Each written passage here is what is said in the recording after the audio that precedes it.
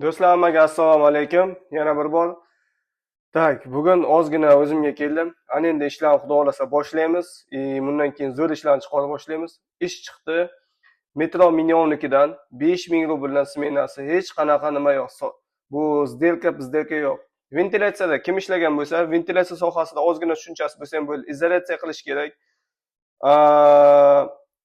Smenasi 5000 rubldan har 15 kunda расчет, 10 kun zadeshkasi bor. Dokument обязательно kerak. Moskva, Moskovskiy oblast. Kvartira berilmaydi, obed berilmaydi. Только 5000 rubl keladi smenasiga soat 8 dan 7 gacha ishlaydi, ketadi, 5000 rubl oladi. Har 15 kunda расчет, 10 kun zadeshkasi bilan.